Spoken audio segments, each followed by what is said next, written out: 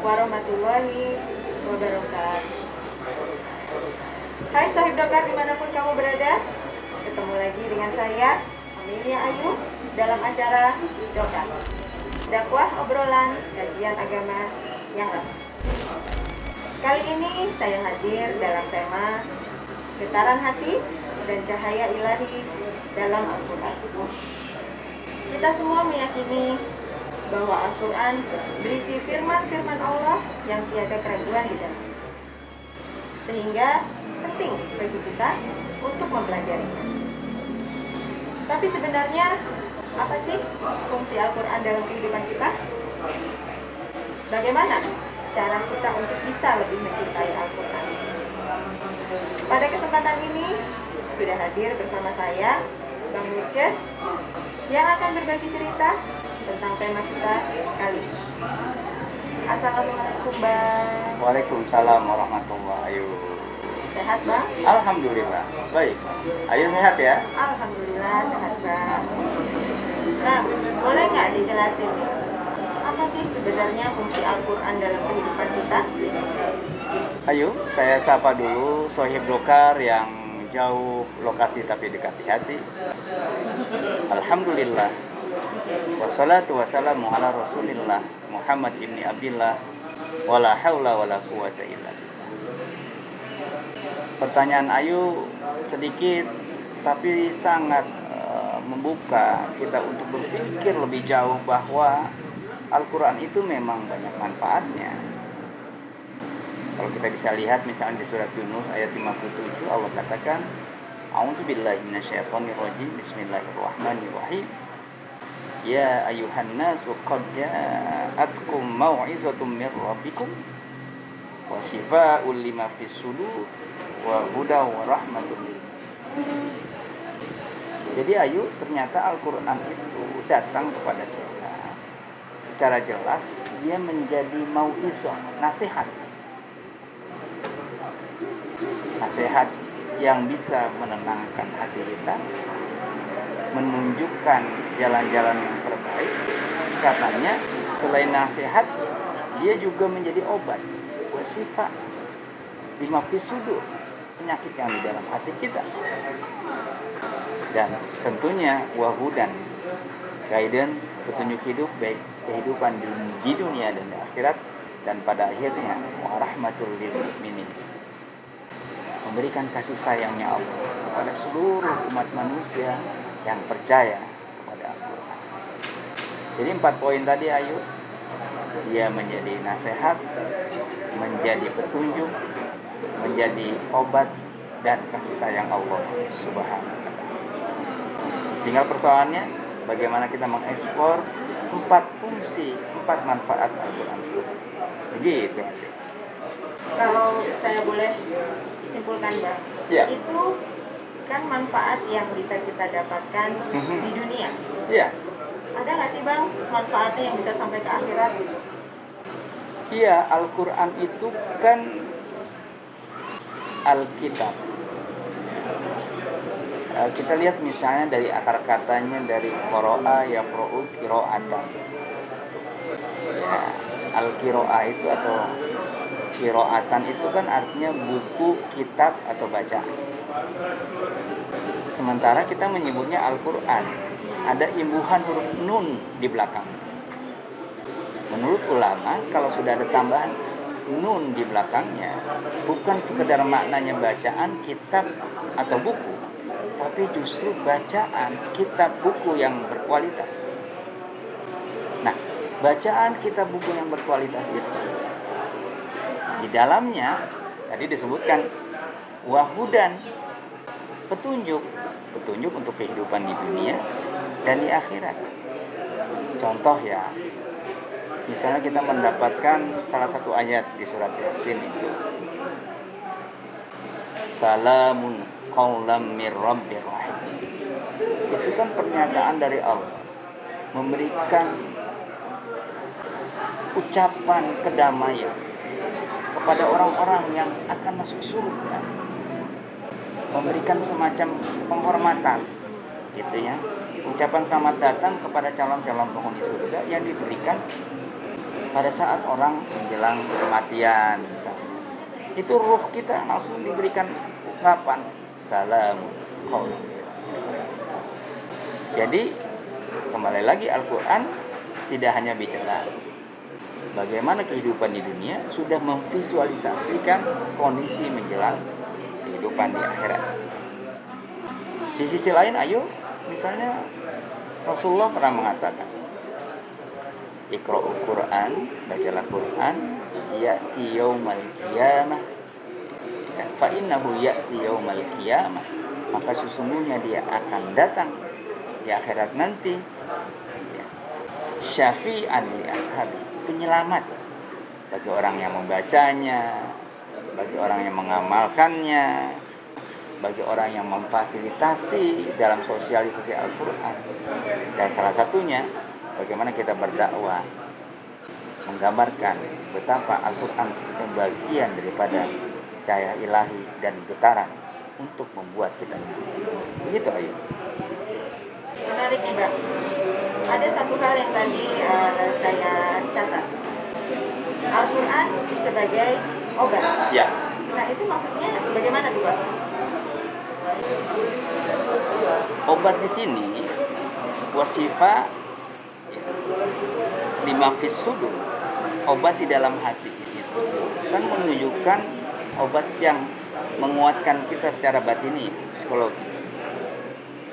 Dalam kehidupan sehari-hari, terutama pada saat pandemi COVID ini misalnya, orang kan terpuruk, cemas, takut, belum lagi kondisi ekonomi yang tidak baik bagi sebagian orang. Gitu.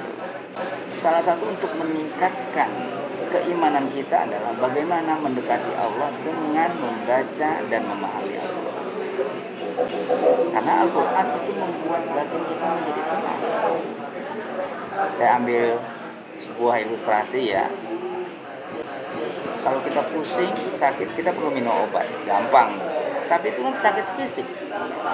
Nah, kalau kita pusing karena stres gitu ya, karena pikiran yang dikhawatirkan, kita harus mendekati Allah dengan cara menenangkan batin. Nah, Al-Quran ternyata ada reaksi mengapa membuat orang menjadi nyaman. Al-Quran ma huwa shifaa'un wa rahmatul lil mu'minin. Dia menimbulkan kasih sayang dan menjadikan obat. Contoh yang sederhana aja ya. Kalau kita sedang sedih misalnya, kita baca saja Al-Quran. Bismillahirrahmanirrahim. Alhamdulillahi Rabbil Alamin Ar-Rahmanir Rahim. Kita memuji Allah pencipta alam semesta ini, bahwa Allah itu maha pengasih dan penyayang. Jadi kita merasa kita gak sendiri. Allah membackup persoalan-persoalan yang kita tidak bisa tanggulangi. Alam kesadaran kita secara tidak langsung, Allah nih yang ada di belakang kita, men-take over seluruh persoalan-persoalan yang kita sudah bisa, yang tidak bisa lagi kita tangani. Nah, itu mahal ayo, kesadaran untuk bisa memahami bahwa Allah membackup persoalan kita. Kita membuka jalur komunikasi langsung kepada Allah lewat firman. Pada saat air mata kita menetes, pada saat kita merasa kesejukan karena membaca Al-Quran, disitulah iman kita bertambah dan imunitas pun kita secara tidak langsung meningkat. Gitu ayo. Selain itu juga mungkin bisa kita jadi lebih adem ya Bang, yang lebih tenang. Itu poinnya. Bang, ya. Kita udah ngobrol nih. Kayaknya sekarang saya mulai lapar nih Bang. Oh, dari tadi saya lagi nungguin. Saya juga lapar. Dulu nih, Bang. Mau ngomong bilang cuma nggak enak aja. Nunggu ditawarin ayo. Kebetulan ini ada menu spesial nih. Menu baru dari Nedito. Yap. Namanya Korean barbecue. Nah ini nih cocok banget dinikmati untuk satu keluarga. Satu keluarga. Untuk keluarga lah. Yuk Bang, silahkan dicoba. Waduh, nikmat banget nih. Aneh comot ya? Boleh dong. Bismillahirrahmanirrahim. Habis ini kita terusin lagi boleh ya? Oh iya dong, boleh. Soalnya aus nih. Minum bang. Bang, kita lanjut nih. Apa Kita itu? udah ngobrol banyak tadi ya, udah bahas tentang kebenaran hati dan cahaya ilahi dalam hidup. Kira-kira kesimpulan dan tips apa nih bang yang bisa disampaikan supaya kita bisa lebih mencintai lagi Al-Quran? Ya, kalau bicara cinta kan sederhana. Cinta itu perlu pengorbanan. Kalau pengorbanan berarti kita tiap hari kudu tuh membuktikan pengorbanan itu. Ya baca Quran lah, habis sholat gitu ya. Nggak usah lama-lama deh, habis sholat 10 menit aja. Satu kebetan dah gitu ya. Satu ainan gitu, satu makro. Terus yang kedua, bukti cinta itu kan menjaga hubungan komunikasi. Otomatis lebih intens komunikasinya kepada Allah lewat Al-Quran. Setelah ngelancarin Quran, kita tingkatkan kemampuan membaca kita lebih baik dan benar. Belajar tajwidnya, tahsinnya, supaya nggak salah sebut. Iya. Soalnya kalau salah sebut huruf, maknanya beda yuk. Contoh ya, iya karena abudu wa iya karena stain. Kepadamu ya Allah, kami menyembah, beribadah. Kepadamu kami meminta. Tapi kalau kita nggak pakai tasdid, kita baca iya karena abudu wa iya karena stain, artinya kepada cahaya bulan dan kepada cahaya matahari kami mengabdi dan meminta. Beda tuh ya bang. Beda Ya, artinya. jawaban. Iya. Atau misalnya zalikal kitabu la raiba fihi. Hudan, kita panjangin bukan hudan. Itu artinya bukan petunjuk kepada orang yang beriman, tapi kaum Yahudi itu hudan. Nah, setelah itu baru dah kita kembangin, kita dalemin apa makna Al-Qur'an, kita tadaburi. Akhirnya kita amalkan. Begitu yuk. Yang terakhir, sebenarnya kita harus happy membaca Al-Quran. Karena apa? Kita dipuji sama Allah. Kata Rasulullah itu khairukum man ta'allama Al-Quran wa 'allama. Orang yang mempelajari dan mengajarkan Al-Quran itu adalah orang atau kelompok yang terbaik. Nah, kita dipuji sama kepala negaranya. Seminggu tuh foto kita pajang tuh. Ya. Dipuji sama menteri aja dapat penghargaan gitu ya. Satu kampung kita kabari. Ini yang muji lebih dari presiden, lebih daripada menteri, lebih daripada pejabat. Ini Allah yang muji kita. Dan yang terakhir, kita baca doa deh. Gitu. Doanya apa tuh bang? Jadi doanya yuk. Allahumma rahamna bil Qur'an waj'alhu lana imama wa nura wa huda wa rahmah.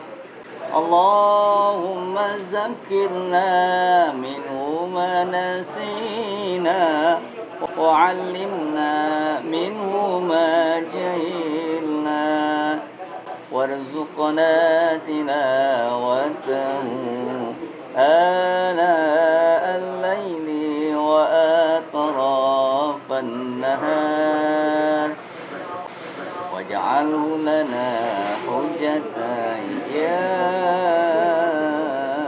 rabbal alamin. Allahumma rahamna bil Qur'an waj'alhu lana imama wa nura wa huda wa rahmah. Allahumma zakirna minhu ma nasina wa 'allimna minhu ma jahilna warzuqna tilawatahu ana al-laili wa atrafan nahar waj'alhu lana hujjatan ya rabbal alamin. Yuk, aneh jadi ingat pantun. Apa tuh bang? Jalan-jalan dekat kali, jangan lupa tengok kanan kiri dan kanan lagi yuk. Nah, kalau kita mau deketin ilahi, jangan lupa baca Quran. Terima kasih bang untuk ngobrol-ngobrol seru kita kali ini. Dahsyat sekali bang ternyata. Baik. Jangan lupa yuk, kita tutup juga dengan doa. Nastaghfirullahaladzim. Nastaghfirullahalazim, nastaghfirullahalazim. Rabbana taqabbal minna innaka antas samiul alim. Walhamdulillahirabbil alamin. Alhamdulillah. Nah, Sohib Joker, sampai di sini dulu perjumpaan kita. Mudah-mudahan membawa manfaat dan pencerahan bagi kita semua. Terima kasih sudah menjadi bagian dari acara ini. Insya Allah kita akan ketemu lagi di episode-episode selanjutnya. Jangan lupa like, subscribe, dan share ke teman-teman kamu. Akhir kata, wassalamualaikum warahmatullahi wabarakatuh.